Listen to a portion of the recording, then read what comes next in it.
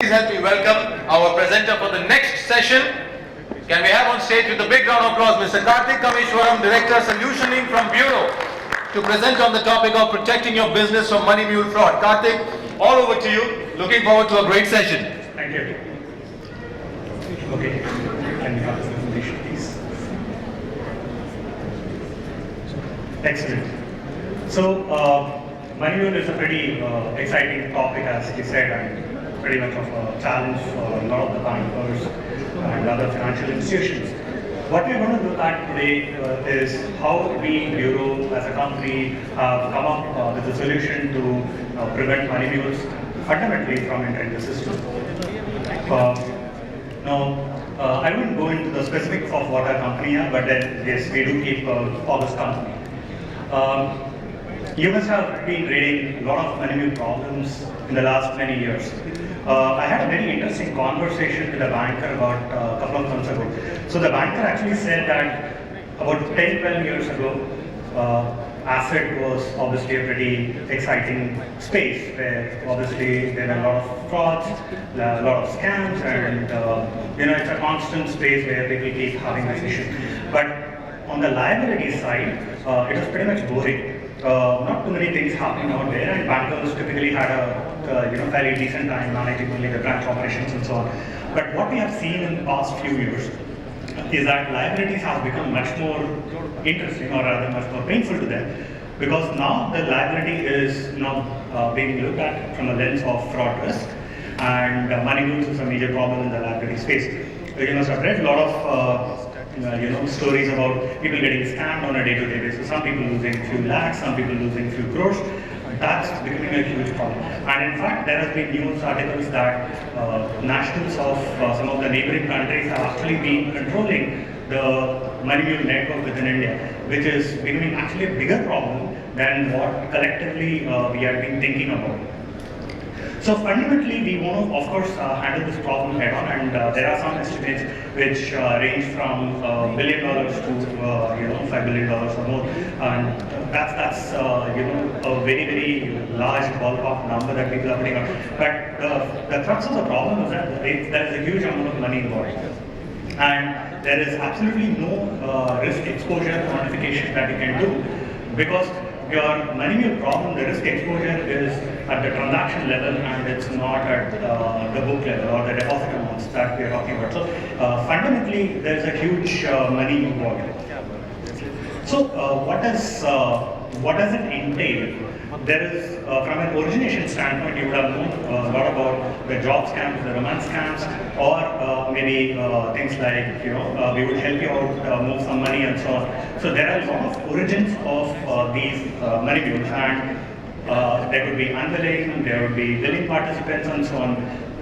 But from a bank's point of view or a financial institution's point of view, there is no real classification of the money mules, because at the end of the day, the risk exposure is just about the same.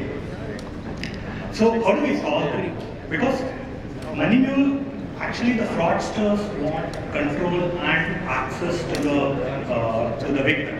Okay, so how do they actually do it? They do it by way of controlling your access to the OTPs, or maybe the sign-ins and so on, account takeovers. So there are a lot of such methods through which they are able to take over the account or maybe perform the transactions. But the real problem is not at the transaction layer. The real problem is fundamentally at the onboarding stage, where there is a clear pattern of how they are being defrauded. And that is exactly where our solution sits. As you know, most of the solutions in the market essentially handles the patterns at the transaction layer. When you are looking at a transaction and you are making a decision, the damage is partly done or the damage is almost done. So how do we ensure that we are able to minimize that impact? Of course, there is never going to be a zero risk at any point in time. But how do we minimize the risk to an extent where it becomes unviable to a fraudster? So we are doing this capability check, or what we are doing is we are looking at the access of the fraudster to the victim's credentials.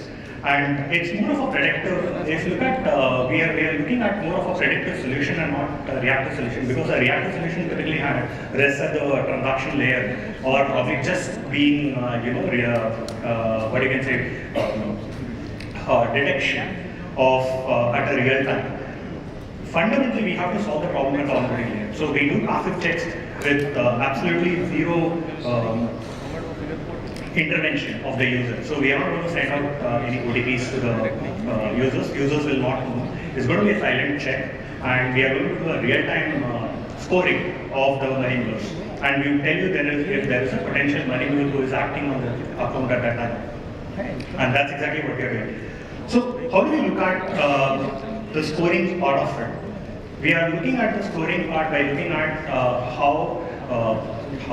what is the propensity of the user of being a money mover, by looking at their digital presence, by looking at their telco information. And in fact, the panel before me actually spoke a lot about the telco data, the behavior, and so on. We are looking at exactly that. And what we are looking at is the digital age, the vintage of the email address or the phone number, and we look at the name behind the phone number, the name behind the email address, and what is the match between the name that you have got as part of the application account opening, and as part of the data that we receive in the digital world.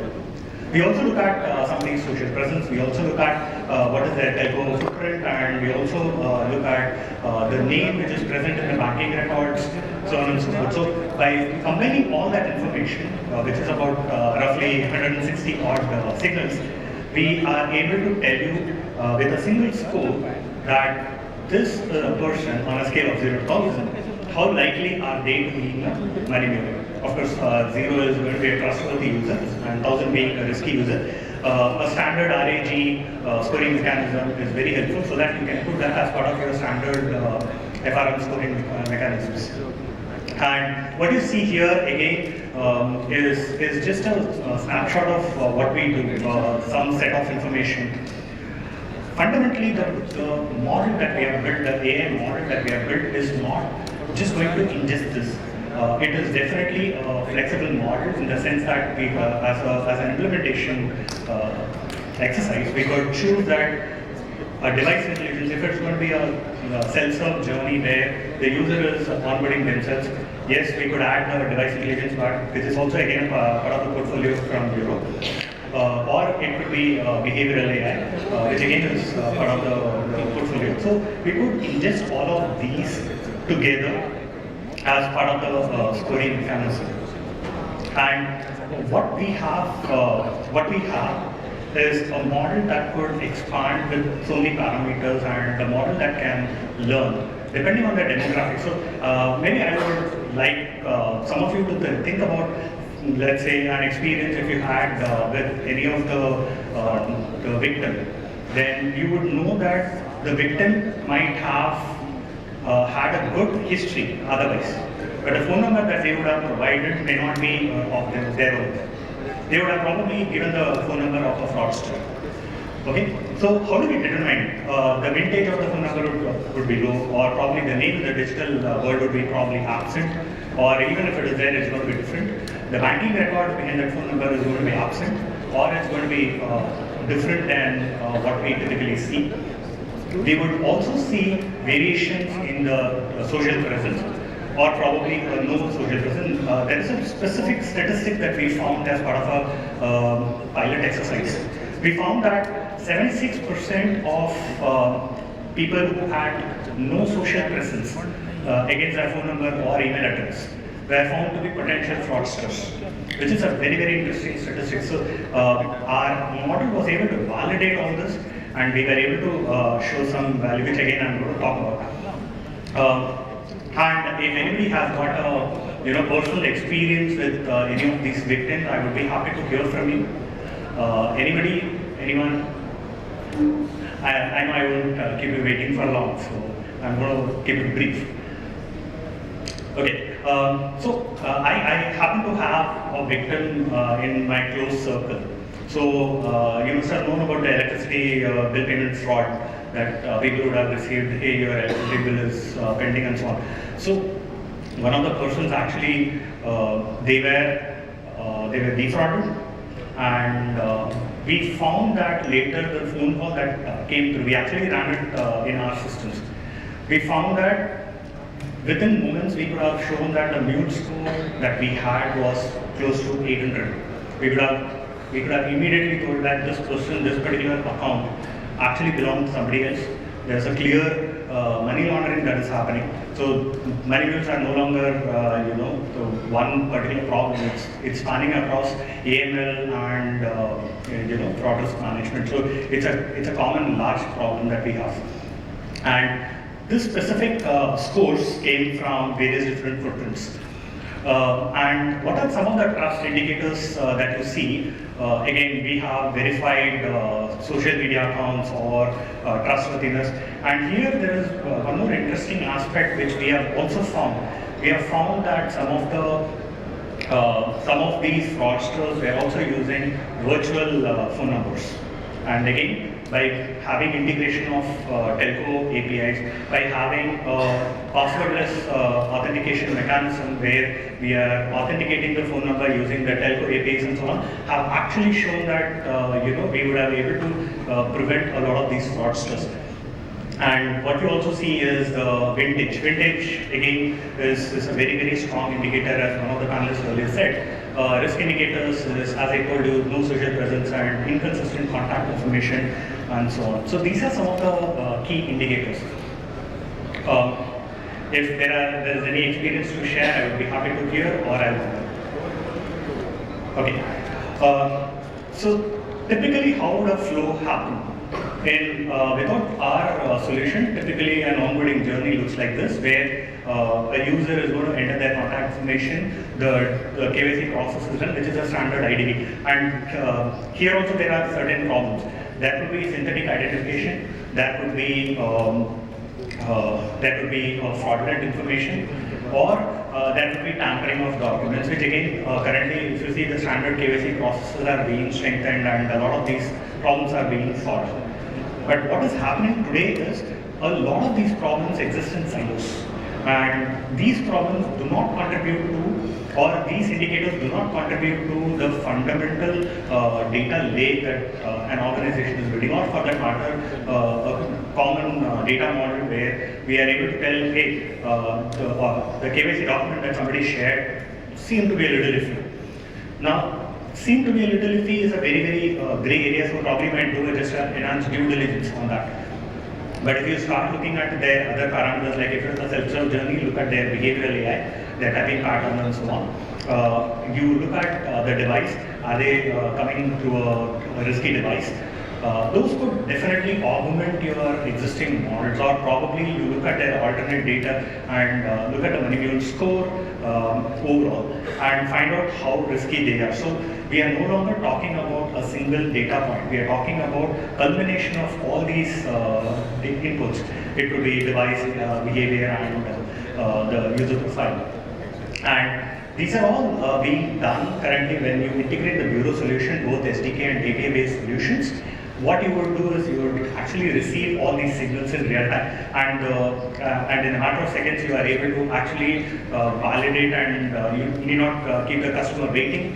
You would be able to, probably in a few seconds, you should be able to give a decision whether they are a genuine customer to open their account, or you might want to probably put them on a pause, or probably reject them altogether. So that's a decision which is going to happen in real time without any major difference to the user experience, which is key, because today India being a very sensitive market to user experience, I think that's a key to how we are able to not just protect, but we are also able to enhance the user experience overall.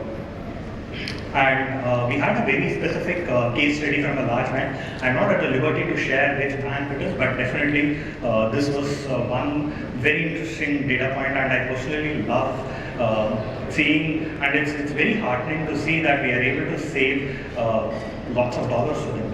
And what we found particularly was that they had an initial high-risk cohort of users. So they shared this high-risk cohort information, and they said, hey, we want to understand if this high-risk cohort, how much of them could be involved, because their current model was showing about roughly about 24% of baseline mule detection. Now we said, hey, we will bring these data points and we will, collaboratively try to find out how many of them are actually mules from our perspective. So we brought in about certain input signals, and they found out of the 100 odd signals that we were providing them. They said they would use about 24 data points that we were sharing, and also the mule score. And their data model was able to detect 38%. Up from the 24% with our additional data points. Now this is huge, because now what we are looking at is an uplift of about close to 60%, which is a fantastic number.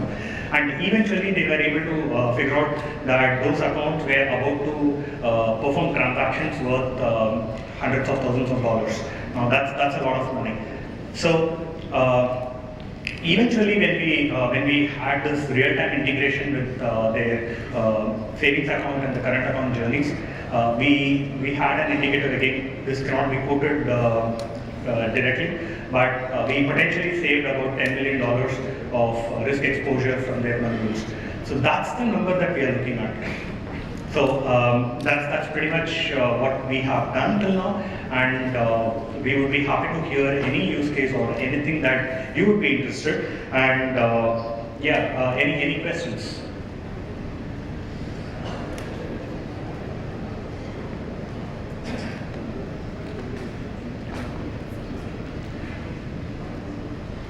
Hello. Yeah. I just want to know that how this model will be like. Sir, I would request you to kindly introduce yourself, Yeah. your name and your organization. Yeah. So this is Saurabh from SBI General. So Okay. just want to know like how this model will be more relevant for the rural population or the senior citizen population. Like, Excellent. So, so there are customers where we have done for senior citizens, and we have the demographics. We did a slice and dice with a couple of our customers. We found that our model was equally effective. Yes, social media presence is going to be thinner in, let's say, rural population or in senior population. But definitely there are other indicators of their digital presence. Sometimes people don't even use smartphones. We know that. So our model is able to adapt to those. But having said that, yes, when our solutioning, and that's my primary job, I actually sit down with customers and I try to find out what is the demographics. And of course, my data science team would identify what would be the data points that they would be finding relevant in those demographics and for specific products, right? So, for example, if I were to talk about rural banking as a product, there would be specifics. Again, within assets and liabilities, there would be specifics, and there would be, let's say, a rural population, and if you look at a proprietor out there or a partnership firm in a rural area, they may probably present a little more, footprint than, let's say, an individual. Or probably it could be the other way around. And today, the digital penetration is far better than what we had, let's say, 5 years ago. So I think while the model is evolving, it's a joint exercise where we identify those data points and we would, train the model for that. That's why, as with any standard AI/ML deployments, there is going to be a certain level of training that would adapt to the product and demographics. Thank you. Yeah, we can take, I think, one last question, Karthik. Yeah. Kindly introduce yourself and your organization. Hi sir, I am Astos from Federal Bank. Sir, my question is that how do you get data that user has a digital presence, and also that you have talked about the telecom vintage. So from where you get those data? Do you have tie-up with some organization? Yeah. So it's a mixture and a great question. In fact, there is also a set of data points that we look at. So yes, we do have integration with the telcos, and we do have data points. There are publicly available data. Let's say I'm going to put an example out here. Let's say a LinkedIn profile. I could search for a LinkedIn profile using an email ID. I could search for a LinkedIn profile using a phone number. Okay, I could do it, and I would, with the name provided, I would be able to know which is the specific profile that I'm looking at. Okay, we are only looking at publicly available information. We do not probe into the private information. Obviously, that's going to cross the gray line. So we do not do that. we look at only at the publicly available information about the presence of somebody's profile in each of the platforms. And that is exactly how we identify. Plus, we do have, feedback, consented feedback data from some of our partners. So definitely it's a mixture, and we also have what we call as a identity network.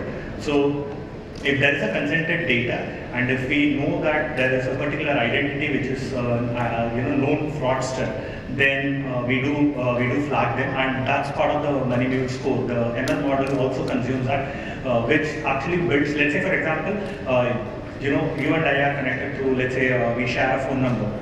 Okay, then let's say I am a fraudster. Obviously, then you will receive a slightly elevated score. But if you have, let's say, 5 people who are identified to be fraudsters who have shared their contact information with you, or probably there is some form of identity sharing, then obviously there is going to be a definite impact on you, because you are more likely, more probable to help them. And that is how we do the scoring. I mean, there is a whole data science to how we do the scoring, but yes, these are all based on publicly available data and consented data. Thank you so much, and ladies and gentlemen, big round of applause to Mr. Carthic Kameshwaran from Bureau for that wonderful presentation. Carthic, request you to kindly be on stage. And I would like to call on stage Mr. Rahul Arora, Deputy Chief of Internal Vigilance from RBL Bank. Rahul, thank you so much for doing the honors. Please be on stage.